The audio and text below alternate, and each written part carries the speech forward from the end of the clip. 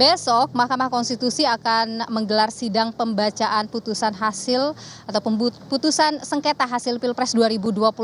Ini sudah dilakukan serangkaian sidang mulai dari mendengarkan gugatan, keterangan saksi, keterangan ahli sampai memanggil 4 menteri. Lantas seperti apa persiapan untuk sidang besok? Kita perbincangkan hal ini, saudara. Bersama saya sudah hadir ada juru bicara Mahkamah Konstitusi, Fajar Laksono. Pak Fajar, terima kasih sudah bersama Nilu. Sehat selalu. Siap. Ya, jadi Mas Fajar, kalau kita bicara soal persiapan besok ini, sudah berapa persen nih kita katakan untuk persiapan sidang besok? Nah, nanti kita hitung persentasenya tuh ya. Yang penting sekarang putusan. Yang pasti putusan harus disiapkan dan sampai hari ini hakim terus menggelar RPH. Oke, jadi hari ini masih ada RPH di dalam masih ya? diagendakan RPH dan mudah-mudahan sebelum jam sidang tentu sudah harus siap dibacakan. Itu pertama. Yang kedua, secara teknis persidangan tentu ruang sidang juga harus kita kondisikan sedemikian rupa gitu ya. Kita sudah panggil seluruh pihak yang berperkara. Pemohon 1, 2, pihak terkait, termohon, pemberi keterangan kita sudah kirimkan panggilannya hari Jumat, dan hari ini hampir semuanya sudah memberikan konfirmasi kehadiran. Oke. Gitu ya. Ada beberapa memang yang belum, tapi kita tunggu sampai dengan sore sampai malam hari nanti. Kemudian yang berikutnya tentu aspek pengamanan. Tentu kita siapkan koordinasi terus dengan teman-teman kepolisian.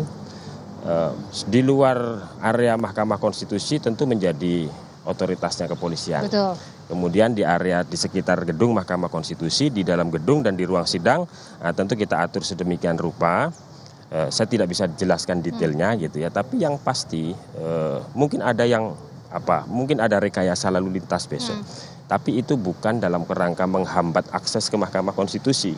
Ya, tapi semata-mata untuk menjaga kondusivitas supaya sidang besok itu berjalan dengan lancar. Kira-kira itu yang kita persiapkan sampai hari ini. Oke, ini kan kalau waktu dalam sidang itu ada pembatasan jumlah yang boleh masuk ke dalam ruang sidang ya. Betul. Ini pembatasannya apakah dikurangin lagi jumlah yang boleh masuk ke ruang sidang besok atau bagaimana? Sama dengan sidang sebelumnya, Mbak Nilo. Kita memberikan kuota itu masing-masing pihak. Jadi pemohon 1, 2, pihak terkait, termohon, pemberi keterangan masing-masing 14 kursi. 14 kursi untuk pemohon itu termasuk kalau prinsipalnya hadir, pasangan calon presiden, wakil presiden itu hadir, termasuk ke dalam 14 itu. Sehingga siapa yang hadir, duduk di mana itu secara teknis sudah kita persiapkan. Oke, Mas Fajar, ini kan besok dilakukan dalam satu ruang sidang yang sama, di ruang utama tadi. Ini kan 2 permohonan nih. Ini akan dibagi dalam 2 sesi, begitu berarti besok? Iya. Panggilan sidang kita kan pukul 9 untuk seluruh para pihak itu. Artinya seluruh para pihak itu kita undang hadir jam 9 kita mulai, nanti baru kita running pengucapan putusan itu untuk perkara 1, untuk putusan nomor 1 dan putusan nomor 2. Berarti jadi nomor 1 selesai, kemudian dilanjutkan dengan perkara kedua begitu ya. Ini kan sebenarnya kalau kita bicara soal sidang sengketa Pilpres bukan hal baru ya di Mahkamah Konstitusi. Tapi adakah hal yang membedakan untuk putusan yang kali ini?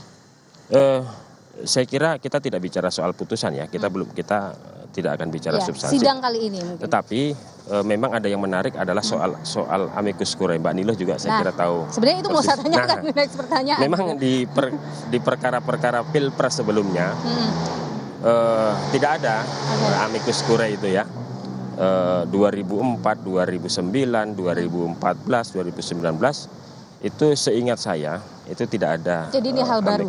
Dan ini menurut saya hal baru dan jumlahnya juga relatif banyak gitu ya. Ada sampai kemarin kita terima itu 50. Kemarin masih ada masuk? Sampai kemarin kita terima 50 dokumen, surat, pendapat dari sahabat pengadilan itu.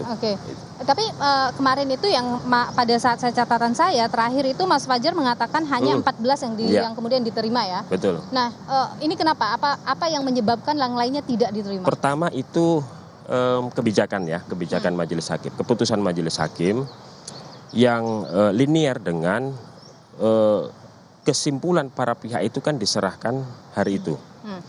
tanggal 16 April pukul 16. Setelah itu kan RPH digelar. Itu kan artinya semua berkas, semua hal-hal yang ingin dicermati oleh majelis hakim mestinya juga yang hari itu diterima. Kan begitu. Nah, oleh karena itu keputusan itu memastikan bahwa kita tidak bisa menolak siapapun untuk menyerahkan pendapat hukum amicus curiae itu kan. Kita terima secara administratif, kita administrasikan.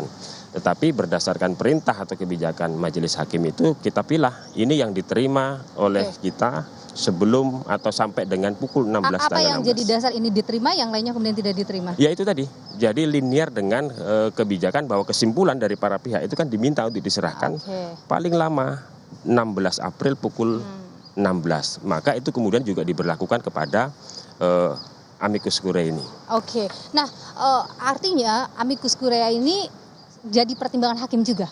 Soal dipertimbangkan atau tidak itu soal soal otoritas hakim.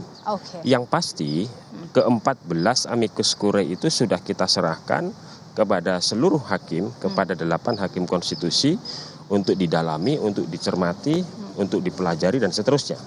Persoalan apakah amicus curiae itu kemudian dipertimbangkan sebagian, dipertimbangkan sepenuhnya, atau mungkin tidak dipertimbangkan, itu kembali kepada otoritas hakim konstitusi. Berarti sisanya yang lain kan ada 50 yang diterima 14, yang lainnya kita administrasikan. Ya. Ini jadi catatan baru memang bagi Mahkamah Konstitusi. Ya. Tapi kalau kita bicara sosok dari yang mengirim amicus curiae ini ke Mahkamah Konstitusi, mungkin bisa dikasih mereka dari pihak mana saja ini? Ada, kita belum petakan seluruhnya ya Mbak. Bahkan mungkin ini kita sedang timbang-timbang untuk apakah bisa itu di-share kepada seluruh masyarakat gitu ya. Kita sedang timbang-timbang, kita sedang pelajari. Yang pasti amicus curiae itu ada yang perorangan. Itu kan ada satu orang, ada gabungan beberapa orang, ada BEM, ada pusat kajian, ada macam-macam Mbak. Nah, ketika memilih 14, apakah itu didasarkan juga pada tokoh-tokoh yang mengirim? Tidak. Itu soal batas waktu saja. Batas waktu saja ya. Jadi 16 April pukul 16 ketika siapapun. Lewat dari itu? Ya, ketika lewat dari itu, ya ini berdasarkan keputusan majelis hakim. Ini juga ada kekhawatiran putusan Mahkamah Konstitusi ini jangan sampai bocor nih, karena ini adalah waktu-waktu krusial menunggu jam 9 besok gitu Mas. Bagaimana MK memastikan bahwa putusan Mahkamah Konstitusi ini tidak akan bocor, tidak akan kemudian menimbulkan polemik baru di masyarakat? Iya, sejauh yang bisa kita lakukan, yang dilakukan oleh Mahkamah Konstitusi adalah memastikan bahwa ruang tempat rapat permusyawaratan hakim itu diselenggarakan itu betul-betul steril, restriktif. Hanya hakim konstitusi dan petugas-petugas tersumpah yang kemudian mengawal jalannya rapat permusyawaratan hakim. Bahkan nggak boleh ada handphone, nggak boleh ada alat komunikasi dan seterusnya.